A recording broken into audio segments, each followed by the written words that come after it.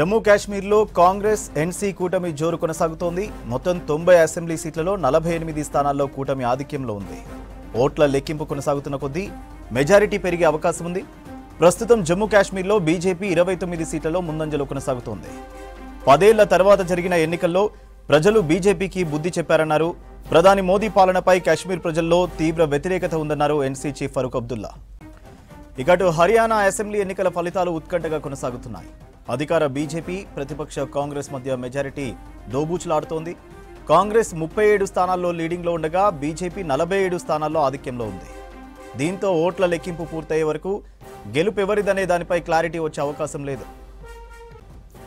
Haryana Jammu assembly ఎన్నికల ఫలితాలపై latest updates Madar అందిస్తారు. మదార్, 2 రాష్ట్రాల ఫలితాలపై అప్డేట్స్ ఏంటి? సూర్య చివరి దశకు చేరుకున్నాయనే చెప్పాలి. ఆల్మోస్ట్ అన్ని నియోజకవర్గాల్లో కూడా చివరి రౌండ్ లేకపోతే ఇంకా చివరి 1-2 రౌండ్లకు సంబంధించి కౌంటింగ్ అనేది చేయాల్సి ఉంటుంది. మిగతా అన్నీ కూడా ఆల్మోస్ట్ ఫైనల్గా అయిపోయినట్టే. హర్యానా విషయానికి వస్తే ప్రస్తుతం 50 స్థానాల్లో బీజేపీ పార్టీకి సంబంధించిన అభ్యర్థులు లీడ్లో ఉన్నారు. అంటే 50లో ఇప్పటికే 25 స్థానాలు గెలుపొందారు. మరొక 25 స్థానాల్లో బీజేపీ పార్టీకి సంబంధించిన అభ్యర్థులు లీడ్లో ఉన్నారు. ఇక కాంగ్రెస్ పార్టీకి ఇప్పటి వరకు 17 మంది లీడ్లో ఉంటే 18 మంది గెలిచినట్టుగా ప్రకటించారు. ఇక ఐఎన్ఎల్డీకి సంబంధించి 2 లీడ్లో ఉన్నారు. జేజేపీ పార్టీ గతంలో 10 సీట్లతోటి కింగ్ మేకర్గా అవతరించినటువంటి జేజేపీ పార్టీ ఈ ఎన్నికల్లో ఎలాంటి ప్రభావం అనేది కూడా చూపించలేకపోయింది. ఇక ఇండిపెండెంట్ అభ్యర్థులు 2 గెలుపొందగా ఒక అభ్యర్థి లీడ్లో ఉన్నట్టుగా తెలుస్తోంది. ఇంకా చివరి 2-3 రౌండ్లకు సంబంధించినటువంటి కౌంటింగ్ మాత్రమే బాకీ ఉంది. దాంట్లో కొంత ఫలితాలు అటు ఇటు అయ్యేటువంటి అవకాశాలు ఉన్నట్టుగా తెలుస్తూ ఉంది. వాటికి సంబంధించి అంటే కొన్ని సెగ్మెంట్లు చాలా నారోగా ఓట్ల తేడాతోటి ఉన్నటువంటి పరిస్థితులు ఉన్నాయి. దాంట్లో ముఖ్యంగా ఉచనా కలన్ అనేటువంటి నియోజకవర్గం, అది కేవలం 39 ఓట్ల లీడ్లో బీజేపీకి సంబంధించినటువంటి అభ్యర్థి. చివరి రౌండ్కు సంబంధించినటువంటి లెక్కింపు జరుగుతూ ఉంది. అక్కడ దేవేందర్ చతుర్భుజ్ అటారీ అనేటువంటి బీజేపీ క్యాండిడేటు కేవలం 39 ఓట్ల తేడాతోటి డిఫరెన్షియేషన్ అనేది ఉంది. సెకండ్ లీడ్లో అక్కడ కాంగ్రెస్ పార్టీకి సంబంధించిన అభ్యర్థి ఉన్నారు. ఇట్లా కొన్ని స్వల్ప ఓట్ల తేడాతోటి ఉన్నటువంటి కొన్ని నియోజకవర్గాలు ఉన్నాయి. వాటికి సంబంధించి కౌంటింగ్ అనేది కూడా పూర్తి కావాలి. అప్పుడే తుది ఫలితం అనేది కూడా బయటకు వస్తుంది. ఇంకా 1-2 రౌండ్లు మాత్రమే బాకీ ఉండడంతో కాంగ్రెస్ పార్టీ కొంత ఎక్స్పెక్ట్ చేస్తూ ఉంది. ఆ చివరి రౌండ్లు వారికి అనుకూలంగా ప్రజలు తీర్పిచ్చుంటారనేది ఇది కాంగ్రెస్ పార్టీ ఎక్స్పెక్ట్ చేస్తూ ఉంది. అలాగే అక్కడ లోకల్ పోల్ బాడీ చేస్తున్నటువంటి ప్రయత్నాలు ఏదైతే ప్రకటించినటువంటి అంశాలను వెబ్సైట్లో చాలా లేట్గా అప్లోడ్ చేస్తున్నారంటూ కూడా ఇప్పటికే ఈసీకి కంప్లైంట్ అనేది కూడా చేసింది. ఇక ఓవరాల్గా చూసుకున్నట్లయితే ప్రస్తుతానికైతే బీజేపీ 25 స్థానాల్లో గెలుపొందగా 25 స్థానాల్లో లీడింగ్ కొనసాగుతూ ఉంది. కాంగ్రెస్ పార్టీ అక్కడ 18 స్థానాల్లో గెలుపొందగా 17, ఓవరాల్గా 30 స్థానాలు కాంగ్రెస్ పార్టీ గెలిచేటువంటి అవకాశాలు ఉన్నాయి. ఇక 2 స్థానాల్లో ఐఎన్ఎల్డీ గతంలో 2019లో జరిగినటువంటి ఎన్నికల్లో కేవలం 1 స్థానం గెలిచింది. ఇప్పుడు 1 స్థానం మెరుగుపరుచుకొని 2 స్థానాల్లో అక్కడ పార్టీకి సంబంధించినటువంటి అభ్యర్థులు గెలిచేటువంటి అవకాశం ఉంది. ఇక జమ్మూ కాశ్మీర్ అయితే ప్రజలు స్పష్టమైనటువంటి తీర్పిచ్చారు. ఇక్కడ ఆల్మోస్ట్ కౌంటింగ్ పూర్తిగా వచ్చింది. ప్రస్తుతానికి జమ్మూ కాశ్మీర్ నేషనల్ కాన్ఫరెన్స్ సంబంధించినటువంటి పార్టీ సింగిల్ లార్జెస్ట్ పార్టీగా అవతరించింది. ఇక్కడ మొదటి నుండి కూడా సర్వేలు ఎగ్జిట్ పోల్స్ అన్నీ కూడా అసెంబ్లీ ఏర్పడుతుంది. ఏ పార్టీకి కూడా ప్రభుత్వాన్ని ఏర్పాటు చేసేందుకు అవసరమైనటువంటి మెజార్టీ రాదు.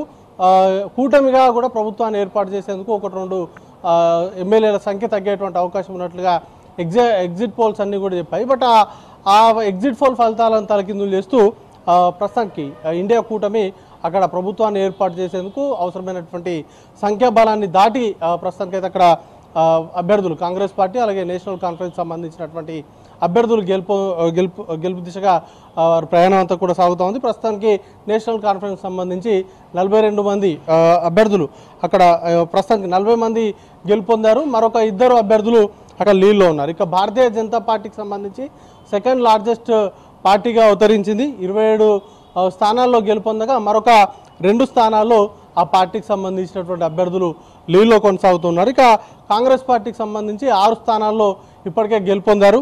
ఇక జమ్మూ కాశ్మీర్ సంబంధించి పీడీపీ పార్టీ గతంలో సింగిల్ లార్జెస్ట్ పార్టీగా అవతరించింది. పీడీపీతో కలిసి బీజేపీ పొత్తులో ప్రభుత్వాన్ని ఏర్పాటు చేశారు 2014లో. బట్ ఈసారి దాని ప్రభావం చాలా నామమాత్రంగానే పనిచేసిందని చెప్పుకోవాలి. కేవలం 3 స్థానాల్లో మాత్రమే ఆ పార్టీకి సంబంధించినటువంటి అభ్యర్థులు గెలుపొందారు.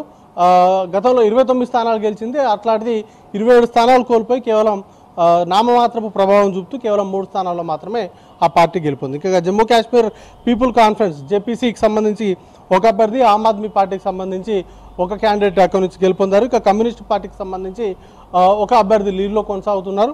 ఇక ఇండిపెండెంట్ సంబంధించి 7 అభ్యర్థులు గెలుపొందినట్టుగా ఇప్పటికే అఫీషియల్ ఇదంతా కూడా. ఇక 5 స్థానాలకు సంబంధించి ఇక్కడ ఫలితాలు అనేది కూడా వెల్లడి కావాల్సి ఉంది. ఇప్పటికే ఈ ప్రజా తీర్పు పైన ఇటు జమ్మూ కాశ్మీర్కి సంబంధించి ఒమర్ అబ్దుల్లా, ఫరూక్ అబ్దుల్లా ఇద్దరు కూడా స్పందించారు. ప్రభుత్వాన్ని ఏర్పాటు చేస్తాము, అలాగే ఒమర్ అబ్దుల్లానే జమ్మూ కాశ్మీర్కు కాబోయేటువంటి సీఎం, ప్రజలు స్పష్టమైనటువంటి తీర్పు ఇచ్చారు, గొప్ప తీర్పు ఇచ్చారంటూ కూడా వారు జమ్మూ కాశ్మీర్ ప్రజలు ఇచ్చినటువంటి తీర్పును కొనేటువంటి పరిస్థితి ఉంది. ఇక ఇటు పూర్తి డామినెన్స్ అయితే నేషనల్ కాన్ఫరెన్స్ చూపించిందని చెప్పుకోవాల్సి ఉంటుంది. ఇటు కాశ్మీర్కి సంబంధించినటువంటి ఆ ఏరియాలో పూర్తిగా డామినేట్ చేసింది. ఇక మిగతా జమ్మూకు సంబంధించినటువంటి ఏరియాలో మాత్రం బీజేపీ తన పట్టును నిలుపుకుంది. గతంలో సాధించినటువంటి స్థానాలనే ఈసారి కూడా బీజేపీ సాధించింది. గతంలో పీడీపీకి వచ్చినటువంటి సీట్లన్నీ కూడా నేషనల్ కాన్ఫరెన్స్ ఖాతాలోకి వెళ్ళిపోయి, ఇటీవల జరిగినటువంటి లోక్సభ ఎన్నికల్లో కూడా బీజేపీ అలాగే నేషనల్ కాన్ఫరెన్స్ రెండు కూడా పోటాపోటీగా సీట్లు సాధించాయి. ఇప్పుడు అసెంబ్లీ ఎన్నికల్లో కూడా ఆ ఫలితాలు అనేది రిఫ్లెక్ట్ అయ్యాయి. కాకపోతే నేషనల్ కాన్ఫరెన్స్ ఇటు కాశ్మీర్ లోయకు సంబంధించినటువంటి ఏరియాలో పూర్తి స్థాయి డామినేట్ ఇండియా కూటమికి సంబంధించినటువంటి అభ్యర్థులు ప్రదర్శించడంతో అక్కడ ప్రభుత్వ ఏర్పాటుకు ప్రజలు జమ్మూ నేషనల్ కాన్ఫరెన్స్ అలాగే కాంగ్రెస్ కూటమికి అనుకూలంగా తీర్పు అనేది కూడా ఇచ్చారు. ఇక హర్యానాకు సంబంధించి మాత్రం పూర్తి స్థాయిలో ఎగ్జిట్ పోల్స్ మొదటి నుండి కూడా కాంగ్రెస్ పార్టీకి అనుకూలంగా, కాంగ్రెస్ పార్టీ అబ్సల్యూట్ మెజార్టీతోటి గవర్నమెంట్ ఫామ్ చేస్తాయని చెప్తూ అన్ని మెజార్టీ సర్వేలన్నీ కూడా చెప్తూ వచ్చాయి. బట్ ఈరోజు రిజల్ట్స్ కనుక చూసుకున్నట్లయితే కాంగ్రెస్ పార్టీకి కొంత నిరాశ కలిగించేలాగా ఈ ఫలితాలు అయితే ఉన్నాయి. కేవలం 35 స్థానాలు, అంటే ఇప్పటికే గెలిచిన స్థానాలు పోను, ఇంకా లీడింగ్లో ఓవరాల్గా చూసుకుంటే 35 స్థానాలకు మాత్రం కాంగ్రెస్ పార్టీ పరిమితమయ్యేటువంటి అవకాశం ఉంది. అయితే గత ఎన్నికలతో పోలిస్తే ఈసారి బీజేపీ పూర్తి స్థాయిలో డామినెన్స్ కనిపించింది. లాస్ట్ టైం బీజేపీ 40 స్థానాలకు మాత్రమే కైవసం చేసుకుంది. గవర్నమెంట్ని ఫామ్ చేయడానికి జేజేపీతో కలిసి గవర్నమెంట్ని ఫామ్ చేసింది. బట్ ఈసారి జేజేపీ పూర్తి స్థాయిలో జీరో పర్ఫార్మెన్స్ కావడంతో ఎవరి మద్దతు అవసరం లేకుండానే బీజేపీ సొంతంగానే హాఫ్ ఏ మెజార్టీ మార్క్ అనేది కూడా దాటినటువంటి సిచ్యువేషన్ కనబడతా ఉంది. సూర్య.